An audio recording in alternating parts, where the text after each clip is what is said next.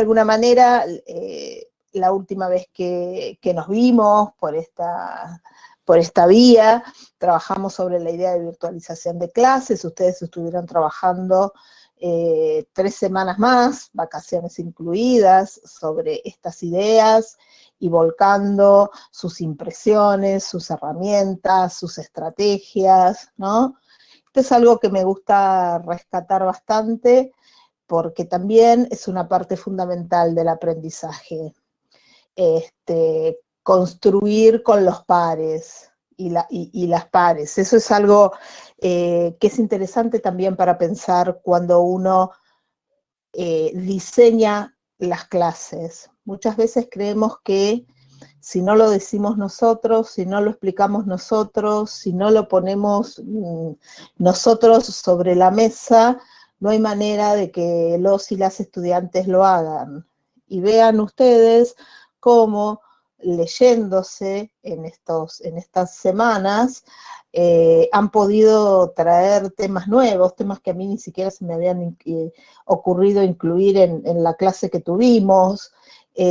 Siempre que la voz circula entre los y las estudiantes, y no es solo lo que dice el profesor o la profesora, siempre eso va a enriquecer la propuesta y el tema, ¿no?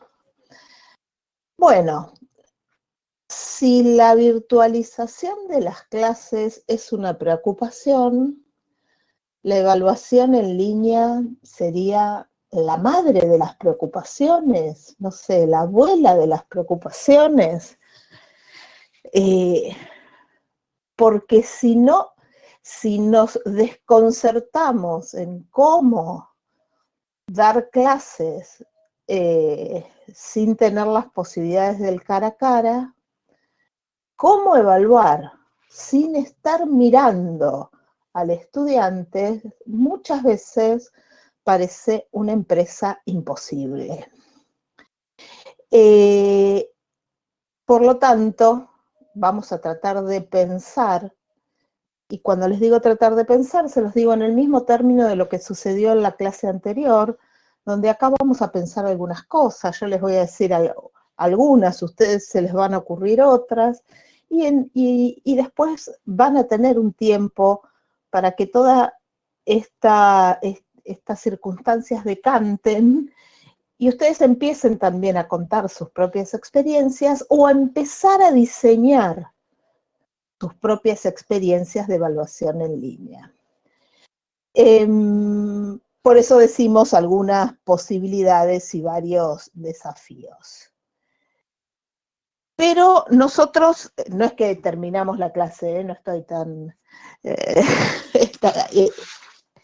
la clase pasada terminamos con estas 9 palabras. A partir de esa clase, ustedes pudieron rescatar como, no sé si como aprendizajes, pero sí como cuestiones que habían podido repensar o que les habían llamado la atención, algunas de las conceptualizaciones que aparecen acá. Herramientas, creatividad, comunicación, recursos, planificación, intereses repartidos, explicar, tecnologías, Creative Commons, interactivo, plataformas, descubrimientos, acompañamiento, relacionarse, colaborativo, oportunidades, entusiasmo, tecnologías, desafíos, sincrónico, colaboración, reinventarse, revolución. Desafío aparece un montón. Cada vez que estoy por leer una palabra aparece el desafío. Idear, asombro, posibilidades, propuestas. Si nosotros tuviéramos que hacer otra 9 palabras ahora, después de la experiencia de ustedes en el aula virtual, seguramente habría cosas que coincidirían y habría varias que cambiarían o que aparecerían y en ese momento no aparecieron. ¿Por qué les digo esto? Porque la evaluación, muchas veces, no siempre, ahora vamos a ver algunas estrategias, pero la evaluación Esa evaluación donde uno le toma un examen oral presencial o a un escrito presencial a un estudiante, es una foto. Es una foto como esta nube de palabras fue una foto de lo que ustedes habían comprendido en ese momento, ¿no? O lo que les había surgido, no necesariamente comprendido, ¿no? O lo que se les había ocurrido. Y yo siempre digo que las fotos, por supuesto que si uno tiene una maquilladora profesional, un peinador, buena luz, un fotógrafo, es decir, si se prepara mucho para esa foto, tiene posibilidades, muchas más posibilidades de salir bien. Pero si justo cuando me estaban sacando la foto yo estornudo, probablemente salga haciendo un gesto con los ojos cerrados, aunque haya tenido todas esas posibilidades. Y a veces uno se levanta a medio peinar, con la cara sin del todo lavar, y justamente si le sacan una foto, las posibilidades de salir horribles son enormes, pero a veces la luz vino bien, el filtro de la cámara, está, y uno saca una foto aceptable. ¿Qué quiero decir con esto? ¿Que no podemos evaluar? No, lo que quiero decir es que empecemos a desconfiar de nuestros poderes mágicos como evaluadores. ¿Qué quiero decir con esto? Esta idea que tenemos construida sobre que si nosotros tomamos un examen presencial, cara a cara, sea oral o sea escrito, pero si es oral parece que todavía es más, porque los tenemos adelante, le vemos la cara. ¿Está? La decisión sobre esa foto es la correcta. Muchas veces sí y algunas veces no. Porque la evaluación es un proceso mucho más complejo y con muchas más variables que ese momento del examen final o del examen parcial, ¿no? Me estaba imaginando un examen final, por eso se los decía. Y que además es una parte del proceso de enseñanza. Si yo les sacara ahora una foto de lo que ustedes aprendieron en la clase pasada, esa foto sería diferente a esta foto que hicimos inmediatamente después. Por lo tanto, les voy a tomar un examen. ¿Qué recuerdan? ¿Qué recuerdan de lo que vimos? Los invito a ir a menti.com con el código 775162 o al link directamente que está aquí, y si no, quienes están con un celular y tienen lector de código QR, pueden leer el código QR, ¿sí? Que está en la imagen, y eso los va a llevar directamente al sitio de menti.com.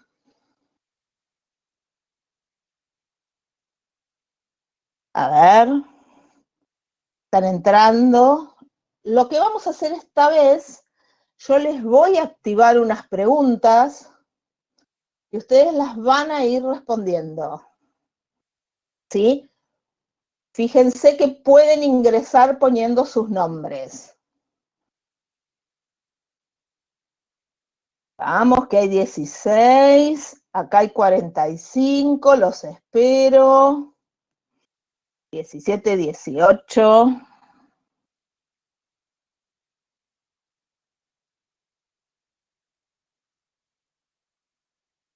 Vamos, vamos. Mientras les cuento que ahora la van a ver, pero ahora la van a hacer más que verla, pero esta es una es una actividad que se puede hacer tranquilamente con estudiantes en una clase presencial, en una clase virtual, para rescatar algunos temas de una clase en la que se haya trabajado antes. A ver cómo van. Bueno.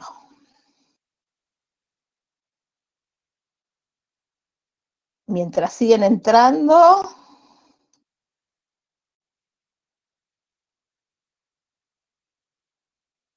les activo la primera pregunta.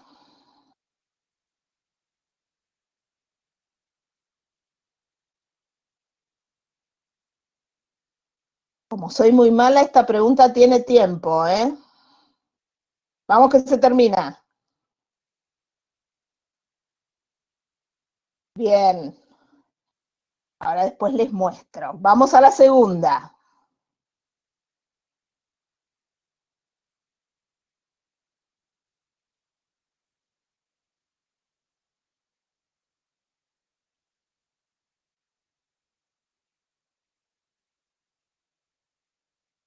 Vamos que se viene la segunda pregunta.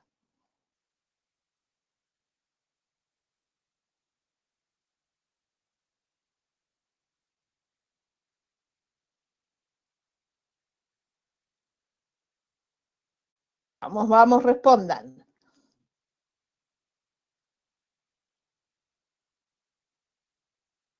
Acá tienen un ratito más, miren.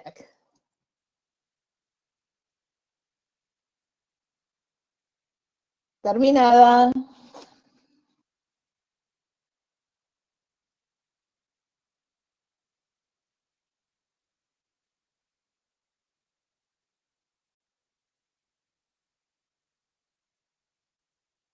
Y vamos que se viene la tercera.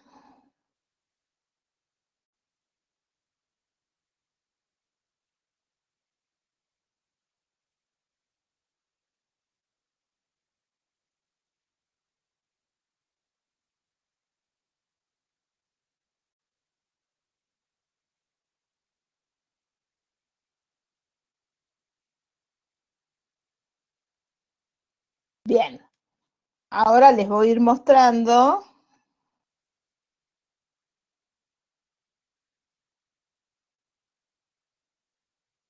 Déjenme.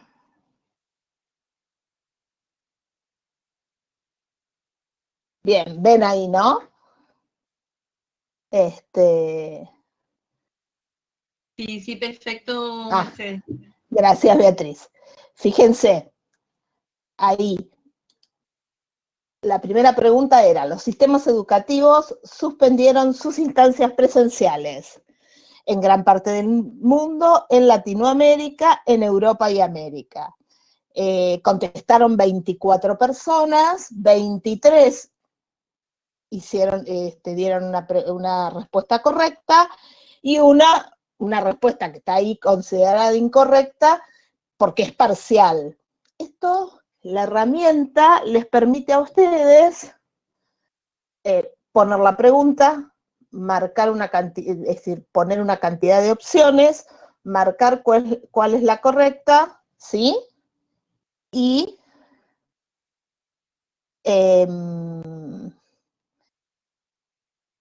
luego, al responder, les hace sola el gráfico. Y tiene una opción más que es, ven, podríamos seguir, les va puntuando, les va dando puntos y van en ese ranking ganando quienes dieron la respuesta correcta en el menor tiempo.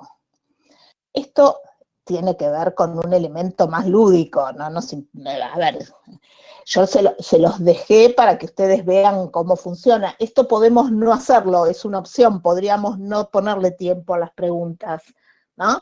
Pero podríamos armar una competencia, ¿no? Sobre todo en algunas materias que trabajan más datos. Yo les cuento que para mí no es sencillo armar una pregunta cuyas respuestas sean opciones múltiples, porque en general Vieron que los de humanidades damos más vueltas, repensamos, no tenemos tanto así como es este o este. Pero para las respuestas de datos es una muy buena opción. Vamos a la segunda pregunta que ustedes respondieron. Incluir tecnologías de manera genuina en la enseñanza implica pensar en las mismas a partir de las propuestas de enseñanza. Esa era la respuesta correcta. Acá estaban más despiertos, contestaron más. Hay 33 respuestas. Ponderar las tecnologías a partir de su valor tecnológico, hacer más entretenida la enseñanza.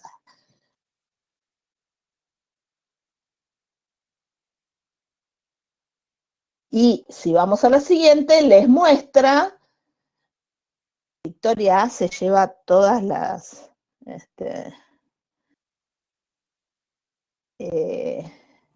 todas las loas, sigue ahí adelante, y vean que les va sumando los puntajes de la primera y de la segunda pregunta, que tiene que ver con que hayan respondido bien y en el tiempo que lo respondieron.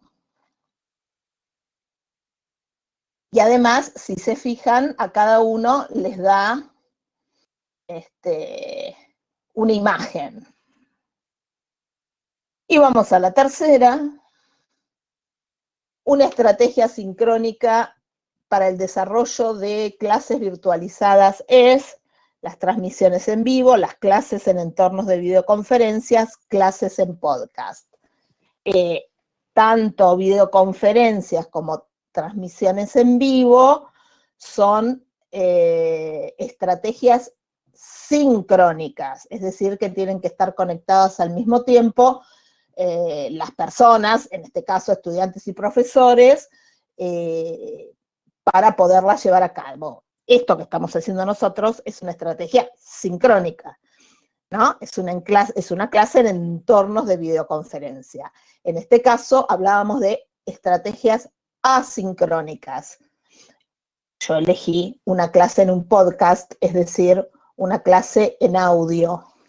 Podría haber elegido un foro, podría haber elegido un video, por ejemplo, que son estrategias asincrónicas. Acá contestaron 33 personas y 34 personas y 23 tuvieron la respuesta correcta.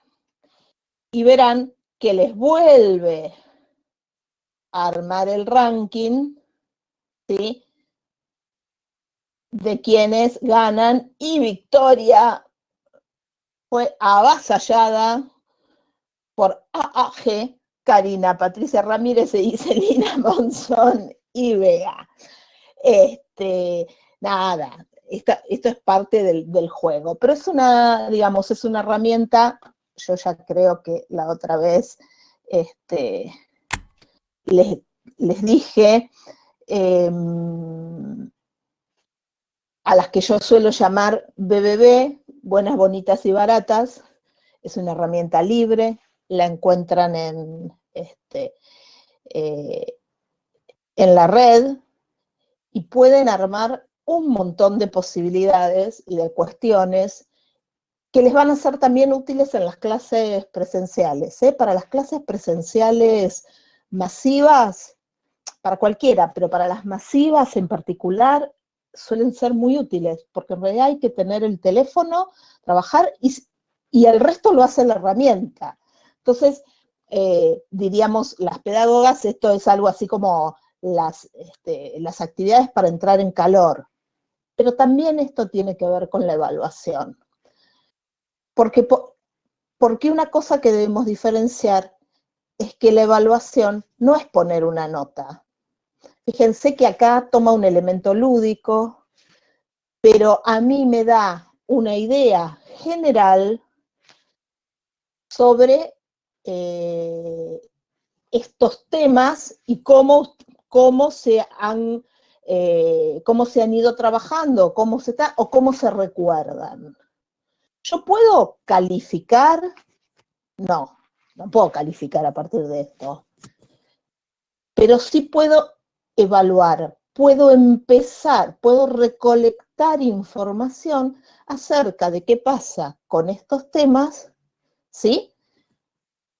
En mis estudiantes, en este caso, en ustedes como grupo, ¿sí? Por ejemplo, les cuento, yo buscaba algo donde se pudieran equivocar, pero ¿por qué? Para que vieran el funcionamiento de la herramienta. Lo de sincrónico y asincrónico no falla. Muchas veces es un concepto que suele confundirse. Por eso, en realidad lo incluí, para que ustedes vean qué pasaba si se confundían. Es decir, acá yo tenía un propósito doble. Por un lado, bueno, trabajar con estos conceptos con ustedes, pero también que ustedes empiecen a incluir este tipo de herramientas en sus propuestas. Y algo más que les quiero decir es la idea del código QR. El código QR es este cuadradito, ¿sí? Que en este caso, bueno, la herramienta lo genera solo, pero es una estrategia, en tecnología es una estrategia de realidad aumentada, pero súper sencilla, que con cualquier herramienta online que uno ponga generador de código QR, por ejemplo, pone un link y se genera ese código, que es mucho más seguro antes de copiar un link a mano, digamos, de tipear un link, porque uno se puede equivocar.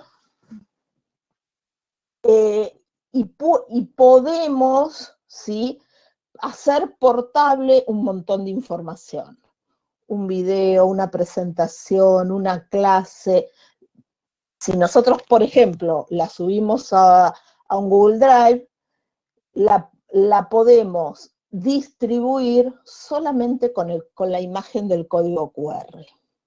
Después, si fui muy confusa, díganme que lo volvemos a... En realidad es una cosa más técnica esta, pero es interesante pensar como modo de distribución, por ejemplo, si no siempre se usa el aula virtual, ¿no? Si yo, porque en el aula virtual yo linkeo, se hace clic y me aparece directamente lo que estoy necesitando. Pero si yo tengo otros modos de conectarme, el código QR, por ejemplo, para los que usan WhatsApp, es muy, digamos, muy interesante. Bueno, espero que se hayan entretenido un poquito. Si ustedes supieran lo que yo odio hablar sin poderles ver la cara y que saber si se están aburriendo, si les parece una pavada o si siguen, no se imaginan. Porque aunque no lo crean, yo soy una profe súper presencial. Doy mucha clase a distancia, pero doy mucha clase presencial también. Bueno, en Sonia me dice, a mí me pasa lo mismo, necesito ver las caras. Sí, también, Sonia, ¿sabes lo que hago yo? Digo, deben estar todos encantados. Qué suerte, nadie está aburrido. Me las imagino, las caras.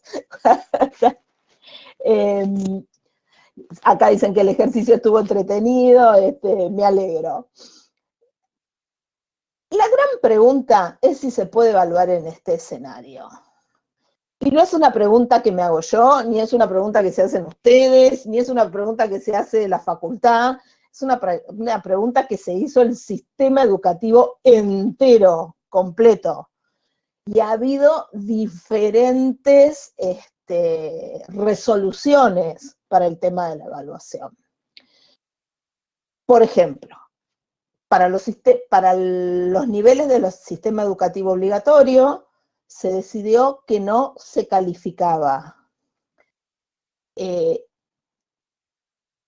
les tengo que decir que para mí es imposible enseñar sin evaluar. Sí es posible enseñar sin calificar, pero no sin evaluar. Tanto para primaria como para secundaria, la definición es no se califica porque las grandes desigualdades que puede haber en el sistema, digamos que puede haber en todos lados, pero en el sistema obligatorio en particular, hacen, y por cómo el sistema está organizado, donde yo podría, es decir, seguir dando clases como se está dando clases de manera virtual, pero Es decir, evaluar, pero dejar las instancias calificatorias para un momento de presencialidad o de mayor claridad, ¿sí? Eso es posible porque además niñas, niños y jóvenes concurren a la escuela con cierta asiduidad, y el año próximo, salvo los últimos años, que es una problemática que se está viendo cómo se resuelve, yo podría considerar, no sé, evaluar contenidos o evaluar cuestiones de tercer y cuarto grado al mismo tiempo. Porque tengo un grupo, porque tengo maestros, porque tengo un maestro que lo siguió un año completo en la virtualidad, porque tengo maestros que lo van a seguir el año siguiente. Y esto también fue una inquietud en la universidad. No sé aquí si tanto por el tema de cómo seguirlos, sino por un gran fantasma que es, ¿podemos decir que un alumno sabe? ¿No? Y estamos en la universidad, entonces, ¿cómo hacemos? Y otro que lo quiero poner sobre la mesa, que es, ¿cómo sé que el alumno es el que es? ¿Cómo sé que el alumno no se copia? ¿Cómo sé? Donde a veces se ponen más energías, ¿no? En estas funciones casi policíacas del profesorado, que en pensar estrategias de evaluación. Por eso, si les tengo que decir, sí, yo creo que se puede evaluar en este escenario, pero hay que diseñar.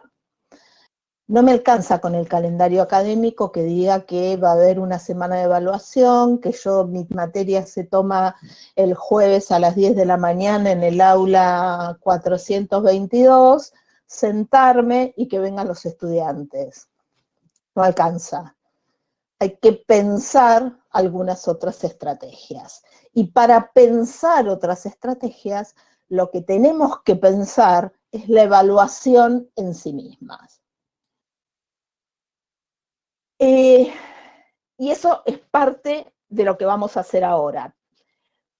Vamos a ver alguna estrategia, pero sobre todo vamos a pensar mucho sobre la evaluación para que esas estrategias también se les puedan ocurrir a ustedes, ¿no?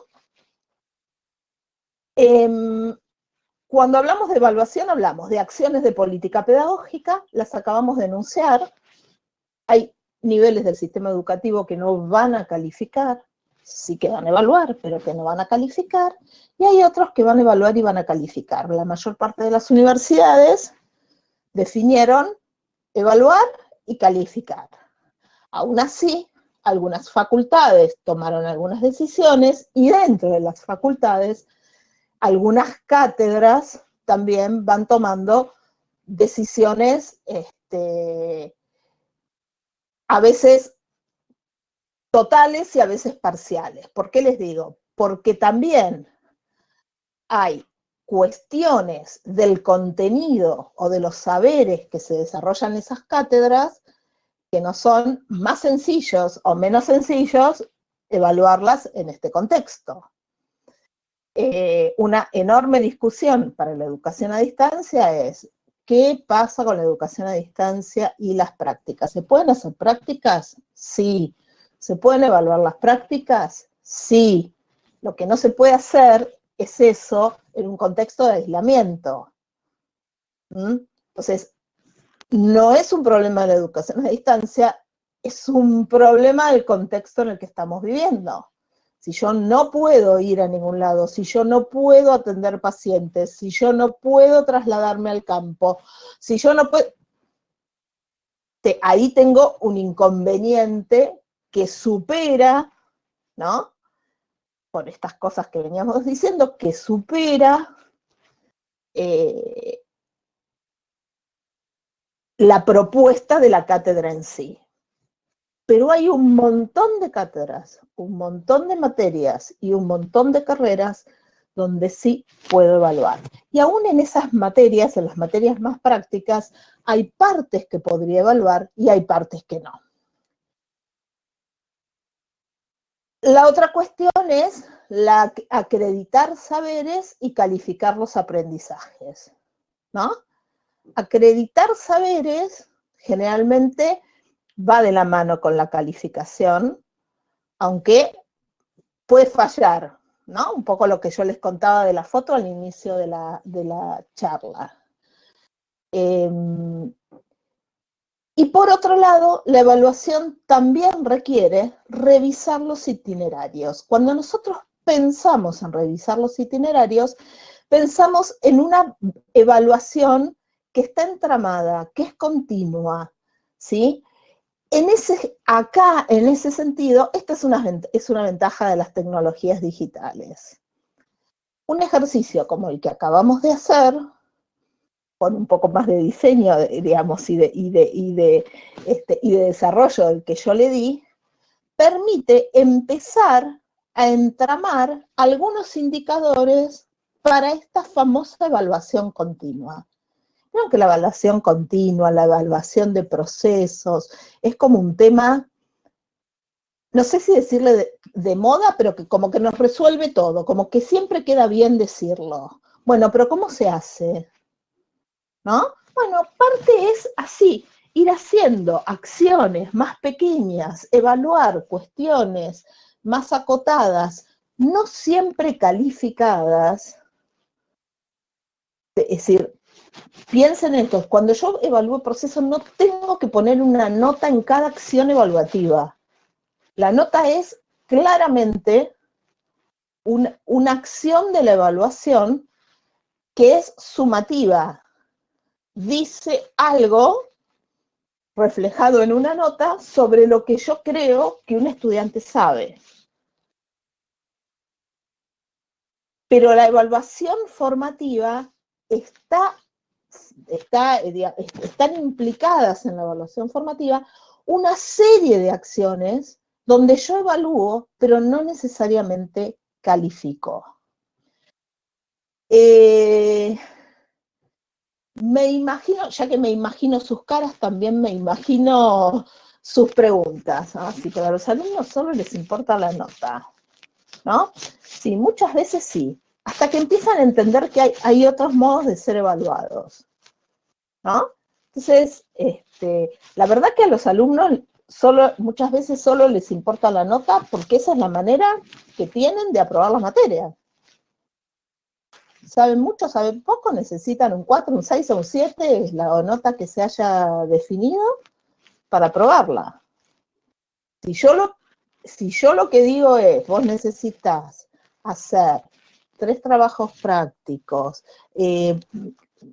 producir un video, no importa si todo eso tiene un 5, un 2, un 8 o un 3, el alumno también le empieza a prestar atención.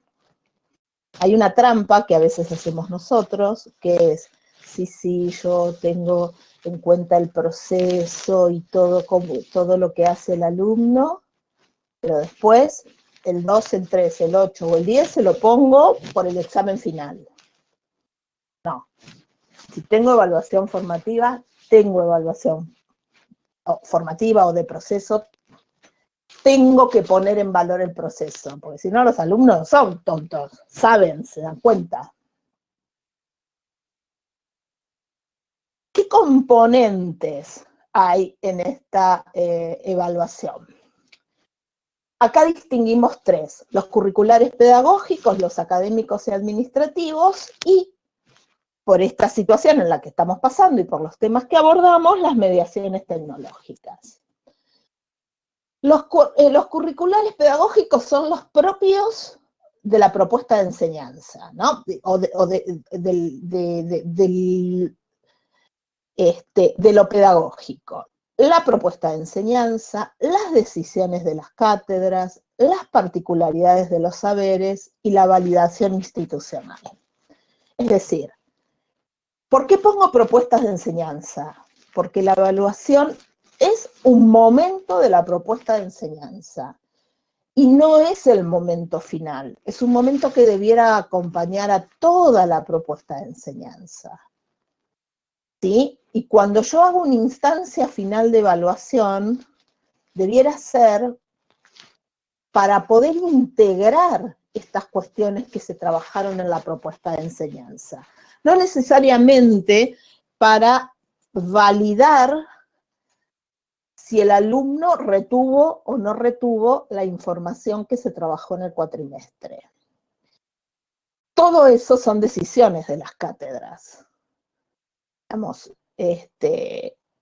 no es algo que se me ocurre a mí solamente, es algo que hay que abordar como cátedra y que está claramente atravesado por la particularidad de los saberes, un poco lo que decíamos antes. No es lo mismo enseñar inglés, ortodoncia, cine, ¿no? o manejo de la cámara, o física.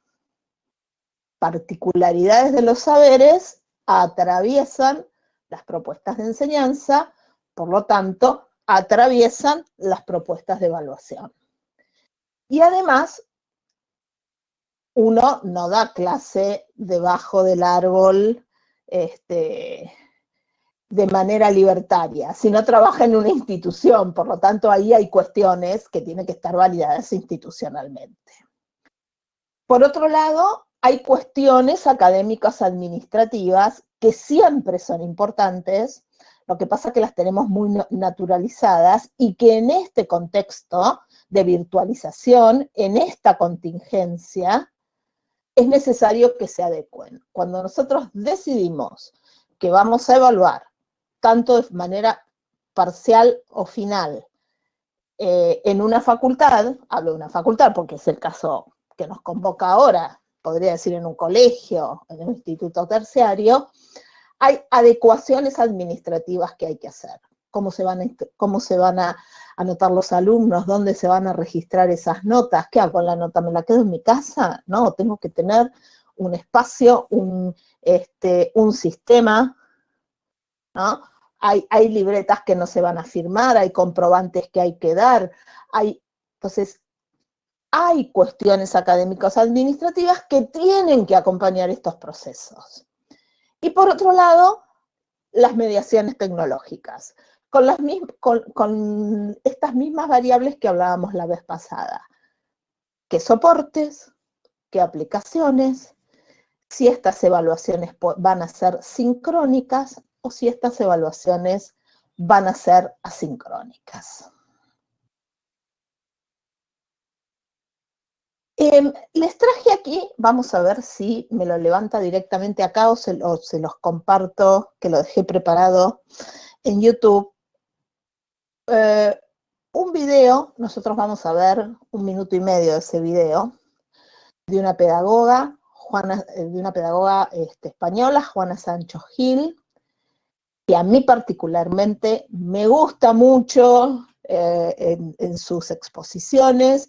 Este es un video, recién le decía a Bea antes de comenzar, que nosotros vamos a ver este pedacito, pero que yo le propongo que se los deje en el aula virtual para que lo miren, y si tienen ganas de leer o de mirar, hay videos interesantes de conversaciones de ella ahora en esta situación de pandemia, porque a pesar de ser pedagoga, tiene una claridad en sus conceptualizaciones y unas cuestiones muy interesantes para pensar la enseñanza. En este caso, el video se llama Respuestas para Pensar, y es una intervención que ella hizo para el CITEP, que es el centro que trabaja tecnologías en la Universidad de Buenos Aires.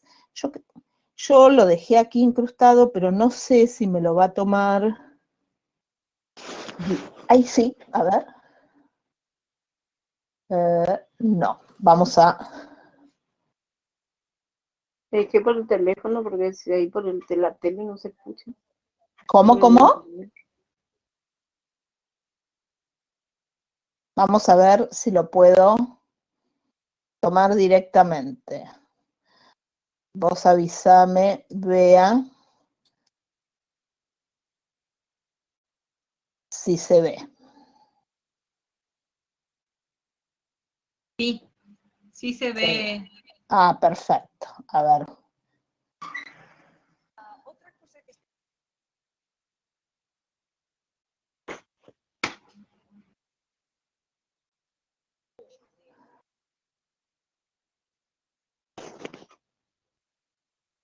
La profe lo está adelantando, no se preocupen. Lo está adelantando para poner los minutos que corresponden, ¿sí? No, Igual- estás enloqueció, ¿eh? ¿Ah, sí? Sí, enloqueció el video. A ver, vamos otra vez. Enloqueció el video. Ahí está. ¿Ahí lo ven? Pero no está habilitado. Ah, sí está habilitado el sonido. No se escucha, Mercedes. ¡Qué problemita! Sí, porque yo ya he usado videos de YouTube acá y no tuve problemas en esta sala. Porque ahora estoy directamente en YouTube. Sí, sí. Disculpame, A ver. Mercedes, vos cuando pusiste compartir video. Puse compartir la pantalla. A ver, ahí está, sí. Y suele funcionar bien. A ver, vamos.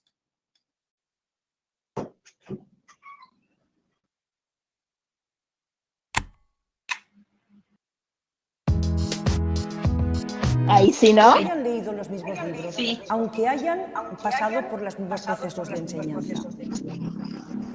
Otra cosa que está profundamente arraigada, otra idea que está profundamente arraigado, es que la forma de determinar el éxito de la escuela o de la universidad, me da igual, escuela con voz alta, en mayúscula, es el examen.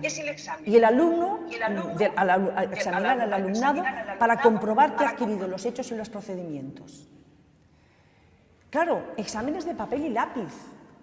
¿Cómo es posible que conocimientos profundamente, o sea, complejos, conocimientos que a veces implican al sujeto, que son transformadores, todo se puede poner en papel y lápiz? Yo creo que no.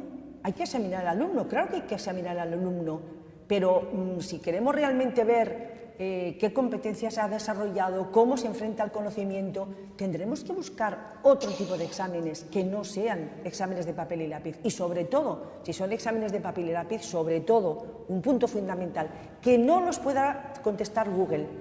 Si hay una pregunta de examen que yo la pongo en el navegador de Google y me sale la respuesta, yo suspendería al profesor. Provocación. Provocación para discutir, ¿no? Bien. Bien. ¿Qué les parece? Me pueden contestar por aquí.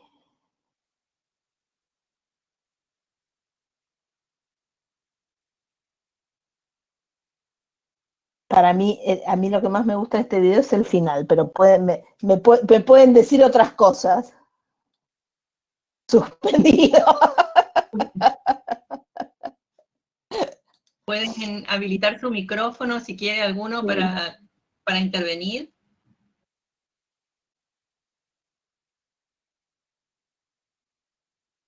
O si no, quedaron todos anonadados. Están todos suspendidos. Quedaron todos suspendidos.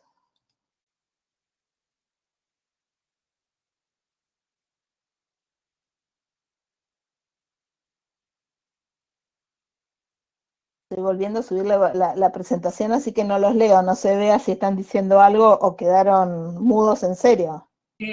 No, están escribiendo, estoy totalmente de acuerdo, un desafío, dice todos suspendidos, y risas. Natalia dice, en Dinamarca creo que el Estado permitió que todos los exámenes se pueden rendir navegando. Victoria dice, un gran desafío para el cuerpo docente es aprender a pensar diferente la forma de evaluar. Exacto. A mí, digamos, esto, por eso les digo que si pueden ver, se imaginan que si les pasaba todo el video de Juana, la clase la daba ella, cosa que hubiera sido mucho mejor para ustedes. Pero les recomiendo mucho este video porque hay muchas de estas cuestiones ¿no? Un segundo antes de esto que yo les pasé, habla sobre el nivelar, ¿no? Y esta obsesión que tenemos los profesores con nivelar, como si eso fuera posible, ¿no? Como si uno pudiera nivelar a la gente. Es muy interesante. Y para mí,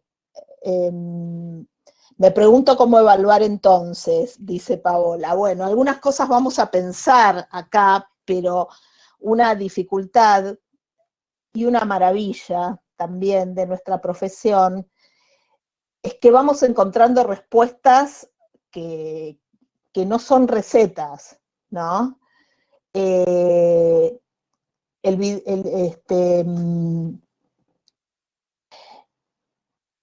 Porque en realidad lo que, digamos, esta idea de evaluación refiere a que evaluar no es exclusivamente verificar información. Y muchas veces, cuando nosotros evaluamos, lo que estamos haciendo es verificar si un estudiante tiene información. ¿Es innecesario que un estudiante tenga información? No, es necesario, pero no es suficiente. Por eso dice, yo creo que además de suspendido, yo había escuchado en otra conversación de ella que decía algo así como, si una pregunta de un examen puede ser googleada, entonces merece ser googleada. Es decir, si yo lo que pregunto está tan pegado a la información que el alumno lo puede googlear y tener la respuesta, la verdad que merece. Porque todos nosotros buscamos y esto tiene que ver con los modos de circulación del conocimiento del que hablábamos antes, accede a la información con mucha facilidad. El punto es qué hacer con esa información. Y ese es el desafío que tenemos como profes.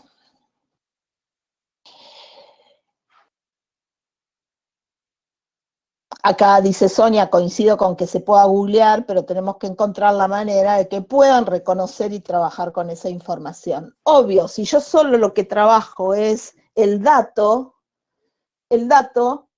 a ver, yo podría encontrar un montón de datos, si ustedes me hicieran preguntas de datos y yo pudiera googlear, yo podría responder esas preguntas.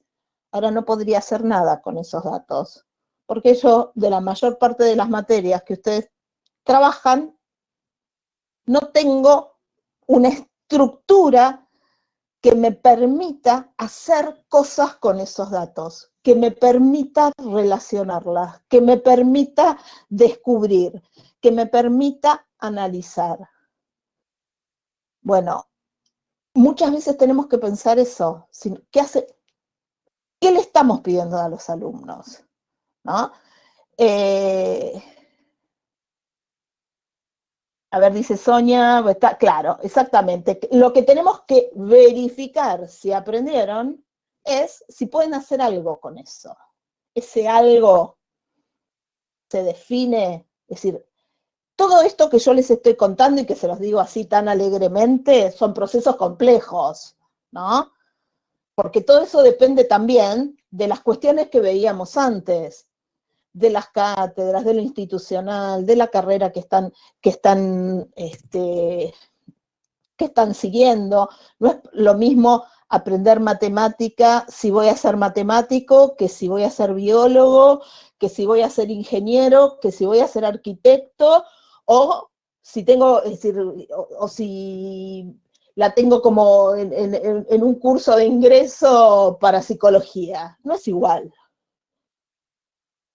Es decir, por lo tanto, ¿qué cuestiones hago con eso? Dependen no solo del contenido, sino del contexto en que ese contenido se desarrolla. Algunas preguntas que nos hacemos para el momento de la evaluación. ¿Qué evaluamos?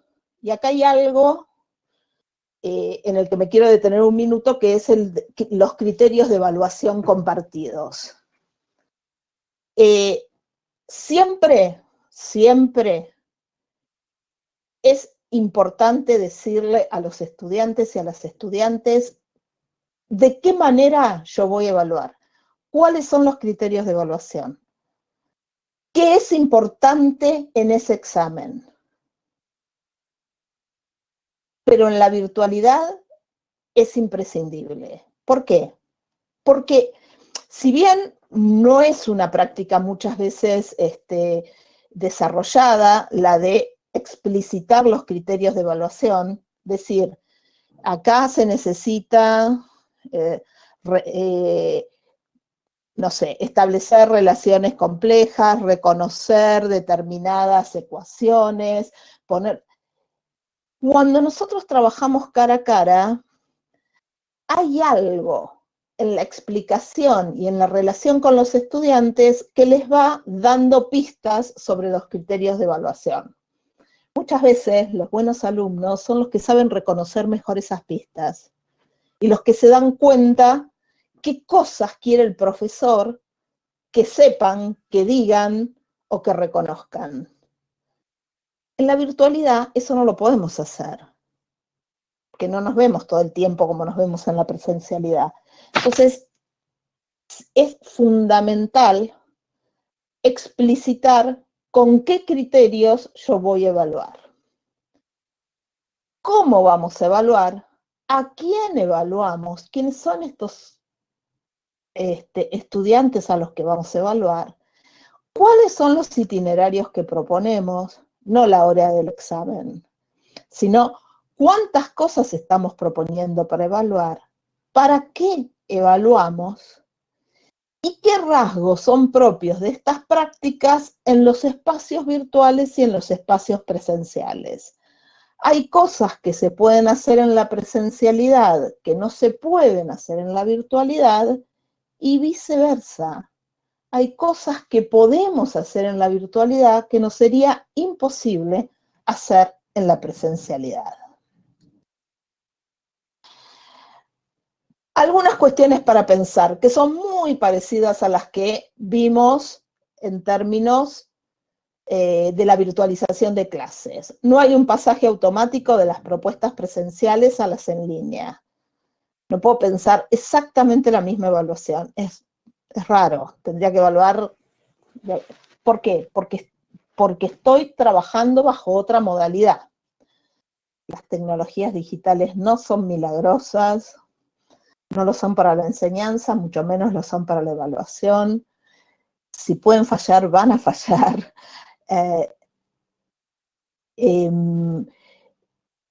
Podemos plantear cosas diferentes, pero tenemos que tener en cuenta esta tecnología digital como una variable más dentro de las cuestiones a considerar para pensar la evaluación. Y esta es para mí fundamental, que es la de construir propuestas ricas y complejas, ¿no? No difíciles, complejas. Difíciles es hacer un multiple choice con preguntas capciosas. Además de que no está muy bien, es difícil. Complejo es que los alumnos analicen un caso, que lo creen, ¿sí? Que establezcan relaciones, que evalúen. Y como siempre, no pensar todas estas cuestiones solos y solas, trabajar en equipos. Algunas cosas en general sobre los procesos de evaluación, sobre todo para ayudarlos a pensar en propuestas evaluativas. La evaluación puede tener un enfoque cuantitativo y un enfoque cualitativo. Decimos que el enfoque cuantitativo es el enfoque más tradicional, se concentra en el producto, es decir, se concentra en la nota final o en la nota parcial que va a constituir la nota final, mide, piensa en el resultado. En general se relaciona con lo estadístico, ¿sí? Concibe al evaluador como un evaluador objetivo, ¿sí? Esto es para pensar y discutir un poco. Y bueno, y en general genera enfoques descriptivos. Ante esto aparece también el enfoque cualitativo, que muchas veces se reconoce como un enfoque alternativo, pero para mí tiene tanto más peso que el enfoque cuantitativo. Se refiere al proceso, ¿no? Lo que yo les decía antes, capta la singularidad de las situaciones concretas, es decir, sí, nosotros evaluamos, usamos un instrumento, pero podría pasar que tuviéramos que considerar a alguien en particular o de manera singular. Yo no sé si se los conté la otra vez, yo di clase en los 2 cuatrimestres, pero en este primer cuatrimestre que di clase, las situaciones de conectividad de mis estudiantes eran diferentes. Entonces, en el momento de armar el parcial, había una persona en particular que yo sabía que tenía algunas dificultades en su conectividad, en el dispositivo que usaba, en lo que podía hacer, y lo que hice fue armar un parcial adaptado a esas posibilidades.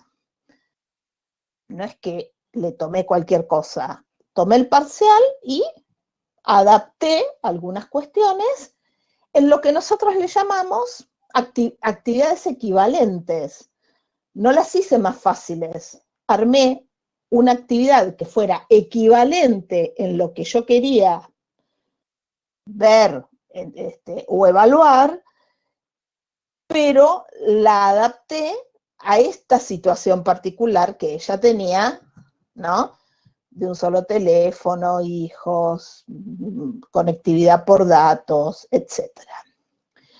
Indaga sobre juicios y puntos de vista de los participantes, importan los significados, los comportamientos y los símbolos. El evaluador está inmerso en el proceso, no está fuera.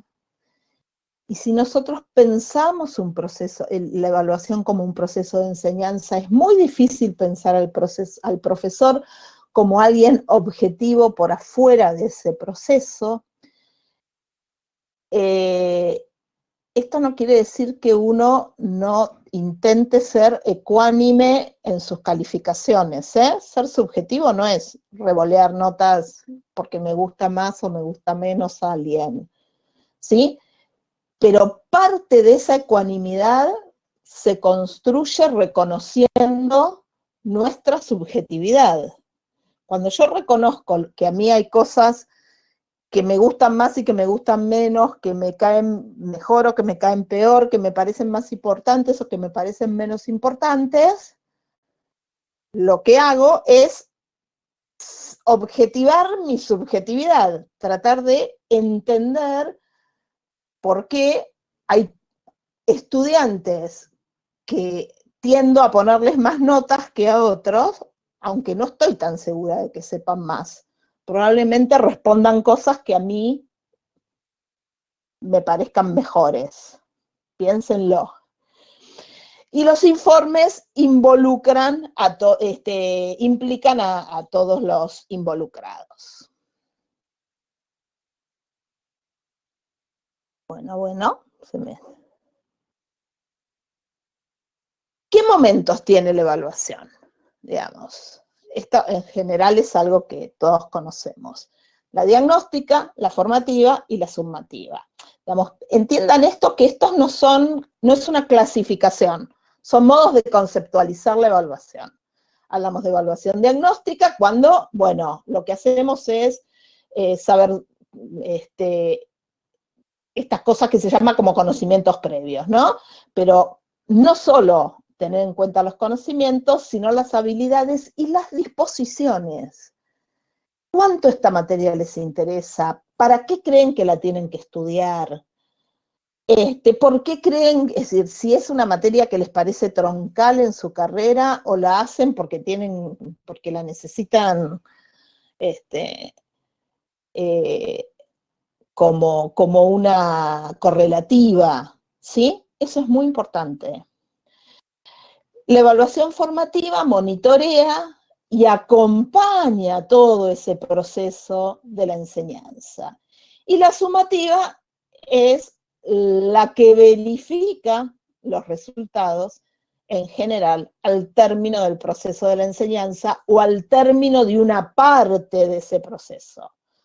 Las evaluaciones, los parciales, como nosotros los entendemos, no son evaluación formativa, son evaluación sumativa. Lo que hacen es verificar en un momento del proceso, ¿sí?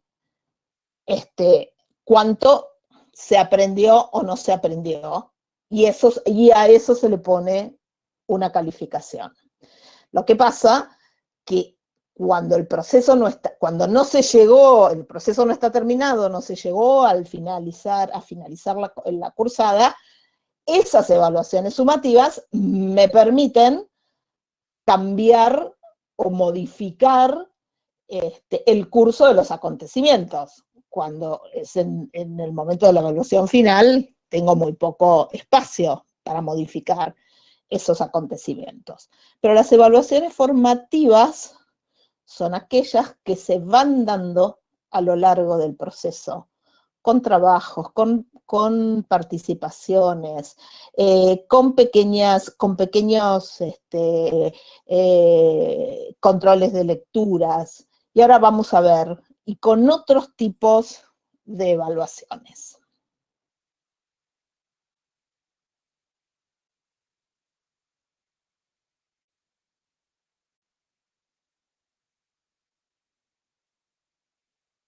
Otra manera de pensar la evaluación es a partir de quiénes se evalúan. Habitualmente lo que nosotros hacemos es lo que acá se denomina heteroevaluación. Los profesores evaluamos a los estudiantes. Y ese es todo el tipo de evaluación que implementamos en las clases. Pero hay otros modos de evaluar. Otra que solemos usar, sobre todo en educación a distancia se usa bastante, es la autoevaluación, ¿no? Donde proponemos una evaluación del estudiante a sí mismo y de nuestros propios aprendizajes. Es parte de la evaluación, es muy útil en la evaluación formativa, y acá viene mi preferida, que es la coevaluación, que es la evaluación entre pares, donde el que corrige, el que evalúa, es un par y no el profesor. No les estoy diciendo que den el examen escrito de final a que lo corrija un compañero. Digo que hay instancias dentro del proceso de enseñanza donde podemos armar instancias de coevaluación, que se intercambien sus producciones y que sean los mismos compañeros los que la evalúen. Obviamente con una guía del profesor, ¿sí? Con una guía, con criterios de evaluación, donde el profesor diga que hay que mirar, y que no solamente con una clave de corrección donde se diga lo que está bien o lo que está mal, sino qué cosas tener en cuenta en el momento de evaluar. Por ejemplo, es un ejercicio que yo suelo hacer en los parciales.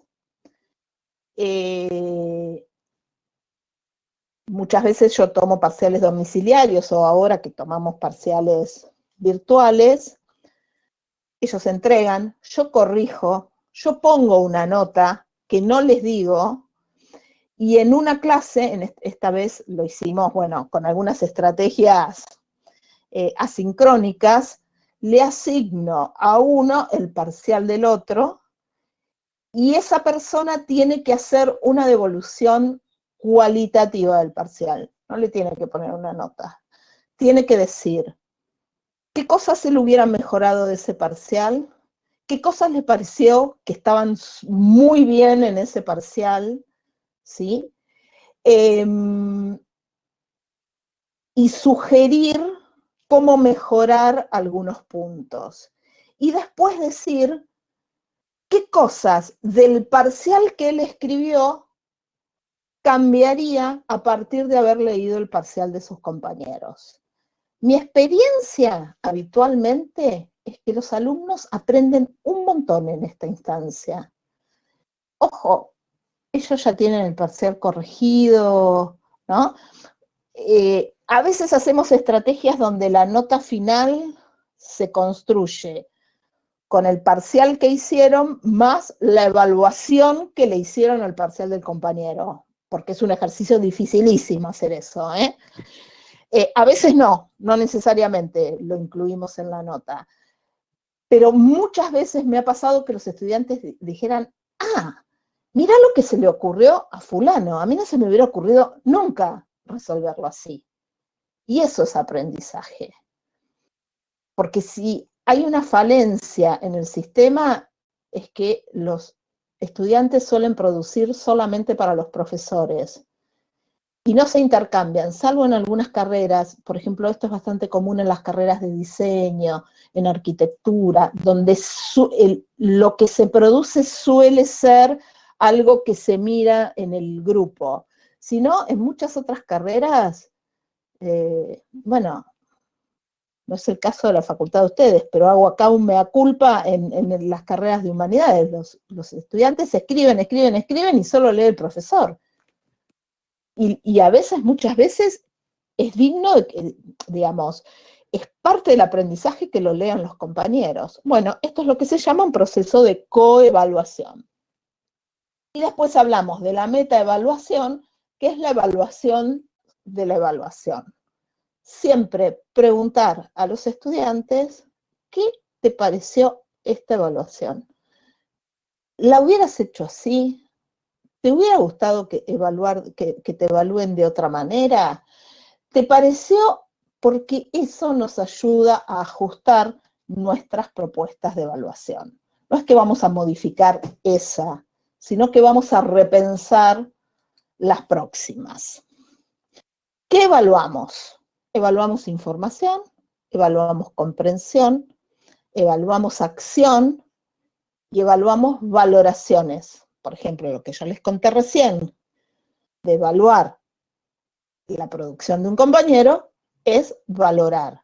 Valorar y evaluar es en la escala de acciones intelectuales de las más altas, ¿no? Es mucho más difícil evaluar la producción de alguien que acordarse lo que dice el autor de un texto, o acordarse un dato, o acordarse una fórmula. Siempre que evaluamos, tiene que estar en línea con qué enseñamos. Pero no solo en los temas, sino en cuáles de estas operaciones intelectuales estamos enseñando. Muchas veces enseñamos, solo damos información en las clases y de repente queremos que los alumnos hagan relaciones, analicen, evalúen, sean críticos, se den cuenta, y nosotros en las clases solo les proponemos que se acuerden de datos. Entonces, si yo quiero evaluar funciones complejas, tengo que trabajar y enseñar funciones complejas. Algunas decisiones en este escenario.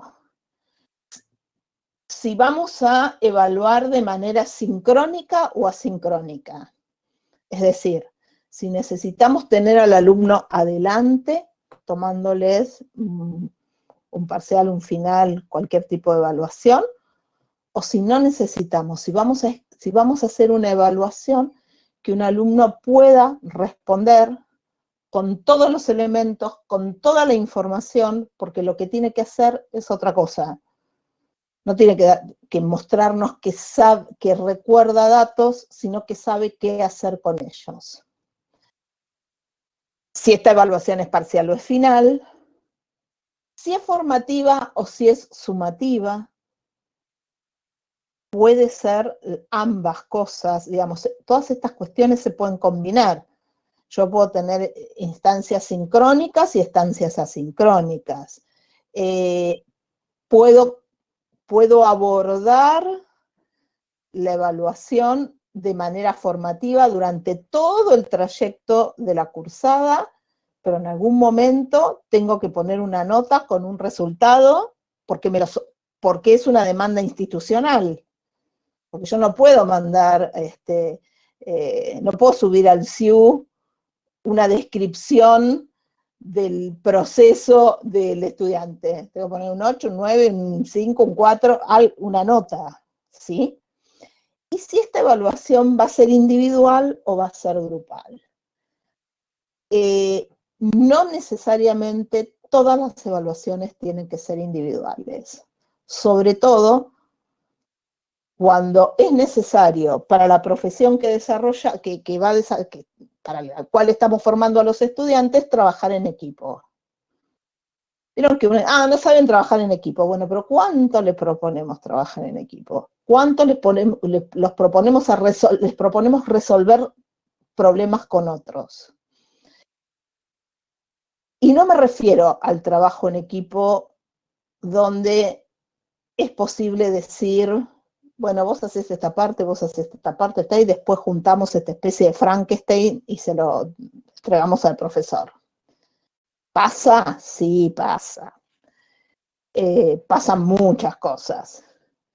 Pero hay muchas estrategias. Yo podría armar un problema y darle una parte a cada alumno, ¿no? Que si no se juntan sería imposible resolver. Y cuando hablo de juntar, no hablo de sentarse a tomar mate en la mesa de un comedor, porque ahora no podemos hacer eso, sino si no comparten esa información, si no la discuten, si no hablan entre ellos, si no construyen ese problema entre todos, si no reconstruyen, no podrían resolver lo que les estoy proponiendo. Si les propongo un caso, si les propongo resolver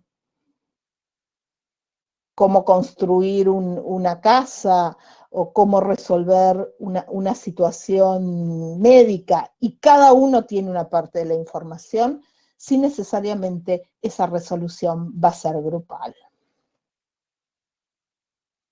Algunas propuestas, nada, esto ya es una muestra, casi una muestra gratis para que ustedes sigan pensando, resolver problemas, resolver casos, resolver situaciones hipotéticas.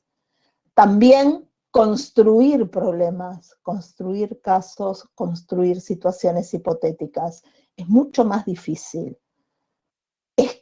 Construir un caso, hay que saber más para construir un caso que para resolverlo, ¿no? Digo, no siempre le tenemos que dar a los alumnos cosas para resolver. Muchas veces pueden construir situaciones y eso les lleva, ¿no?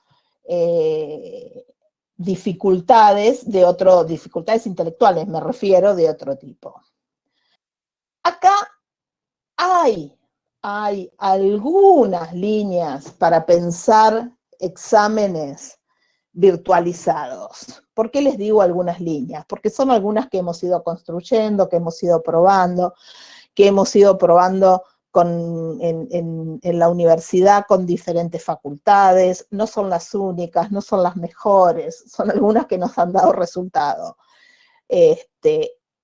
Y están acá solo en términos de que los inspiren a ustedes, no que les resuelva la vida, porque es muy difícil eso.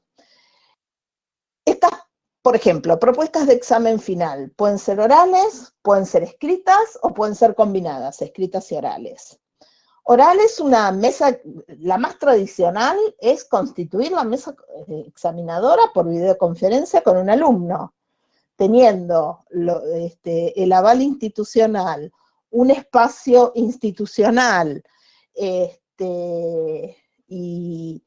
y organizando, ¿no? Organizando turnos, horarios, y esto se puede hacer tranquilamente.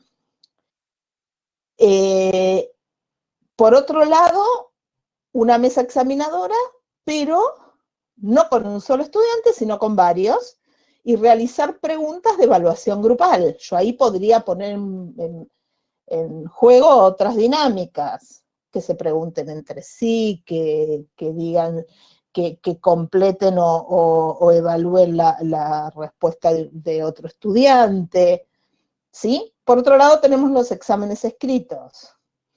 El más tradicional es el famoso cuestionario en un aula virtual para realizar evaluaciones, ¿no? Los famosos cuestionarios de las aulas virtuales, que no necesariamente tienen que ser de opción múltiple, porque esos cuestionarios tienen muchas opciones de tipos de preguntas, hasta preguntas de ensayo. Las preguntas de ensayo las tiene que corregir el profesor, hay muchas otras preguntas que el entorno corrige solos. Y la otra es la entrega de trabajos finales integradores en lo que conocemos como herramientas de tareas en el aula virtual.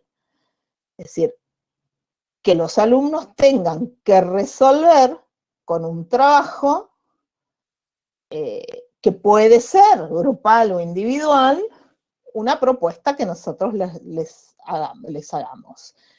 Y esto también puede incluir el combinar lo escrito y lo oral. ¿Cómo combinamos lo escrito y oral? Un caso es, por ejemplo, se realiza el trabajo integrador de varios temas, se entrega, el profesor lo lee, y de manera, esto es asincrónico, y de manera sincrónica se defiende o se pregunta sobre el trabajo. Sería más parecido, obviamente, con las limitaciones del caso, a lo que nosotros conocemos como escribir una tesis y defenderla. Acá no estamos hablando de una tesis, ni le vamos a pedir una tesis al estudiante, pero sí va a elaborar un trabajo y después lo va a defender en una videoconferencia. Este trabajo también puede ser individual y también puede ser grupal, y esa defensa oral se puede hacer de manera individual, aunque el trabajo sea grupal, o de manera grupal. El segundo caso es en un día y un horario determinado, se asigna a cada uno de los estudiantes un tema, ¿no? O dos temas, si el estudiante tiene que elegir uno, y se le pide que realice una presentación. Supónganse, mañana a las 8 de la mañana yo subo el listado de alumnos que se anotaron para rendir examen y le digo, vos vas a hacer una, no sé, una presentación con diapositivas sobre este tema. Vos vas a hacer una línea de tiempo sobre este tema. Vos vas a hacer un mapa mental sobre este tema. Y son las 8 de la mañana, a las 10 nos conectamos, ¿no? Me entregan hasta las 10 de la mañana me pueden entregar ese trabajo, y después armamos turnos y se realiza la defensa o las preguntas sobre ese trabajo, o digamos, ya les digo que puede ser individual o grupal. Es decir, acá, fíjense cómo lo que voy haciendo es tomar ese examen que yo antes tomaba todo junto, presencialmente, en varias etapas. Yo tomaba hace bastantes años así un examen en un módulo de una maestría que daba en la Universidad de Extremadura. Asignaba los temas, a las 2 horas los alumnos entregaban, yo miraba lo que habían entregado y después se conectaban en grupos de, creo que de 4, no me acuerdo bien, e iban defendiendo sus trabajos. Otro parecido, se le asigna a cada estudiante un caso para resolver, se estipula un tiempo para hacerlo, se entrega por el aula virtual, y se defiende y se defiende con videoconferencia. ¿Qué cosas hay que tener en cuenta? Todas las que les dije hasta acá, por eso les digo, son opciones. Ustedes después irán viendo qué cosas pueden hacer de esas. Ser conscientes que pueden aparecer inconvenientes por conectividad. Es más, ser conscientes que van a aparecer inconvenientes por conectividad, por fallos de las aplicaciones, por cortes de suministro eléctrico. Por lo tanto, hay que tener planes alternativos y protocolos. Protocolos que todos tenemos que conocer. Si la primera vez no te estoy tomando examen, se te desconectó y nos conectamos enseguida, seguimos. Si te tomé más de tantos minutos, te considero evaluado, no aprobado, evaluado. Sí, pero eso tiene que ser previo a la situación y conocerlo tanto los estudiantes como los profesores. Y además tiene que tener anuencia institucional. Las instituciones tienen que estar de acuerdo con estos protocolos. Se puede combinar el uso de la computadora y el celular en el caso de que se requieran ambas cuestiones, o, por ejemplo, algo que pasa un montón, y cuando digo un montón es un montón, que los estudiantes no tienen cámara o micrófono en su computadora, o que los profesores no tienen cámara y micrófono en su computadora. Recuerden que esta situación de emergencia nos agarró en el estado que estábamos. No pudimos decir, bueno, me equipo, pongo, no. Voy a trabajar en educación a distancia, así que me voy a comprar unos auriculares. No, con lo que teníamos empezamos a trabajar. Recordar que es una situación extraordinaria, compartir los criterios de evaluación, esto me lo van a escuchar decir 100 veces, gracias a Dios estamos terminando y no me van a escuchar mucho más, pero es fundamental compartir los criterios de evaluación, conocer, porque lo consultamos previo a la fecha de final, las condiciones de conectividad de quienes participan, perdón, tanto de estudiantes como de profesores. No dejemos afuera a los profesores de estas situaciones, porque a veces creemos que porque son profesores tienen resueltos todos estos temas y no los tienen. Si los alumnos que solo tienen teléfono celular, probablemente se les dificulte la escritura del texto o tarden más. Si el examen es escrito, el estudiante podría escribirlo de puño y letra y sacarle una foto o varias, o escanear con una app, ¿no? Para cumplir con ese examen. Y sobre todo, ¿no? Y esto ya para cerrar, es importante el control, pero no es lo más importante el control en la evaluación. Muchas veces descuidamos un montón de aspectos de la evaluación en una especie de obsesión por si se copian, por qué no se copien. A ver, tenemos que hacer lo posible porque los alumnos no se copien, pero también lo que tenemos que saber es que hay propuestas en las que es muy fácil copiarse. En general son las propuestas que apuntan solamente a la información.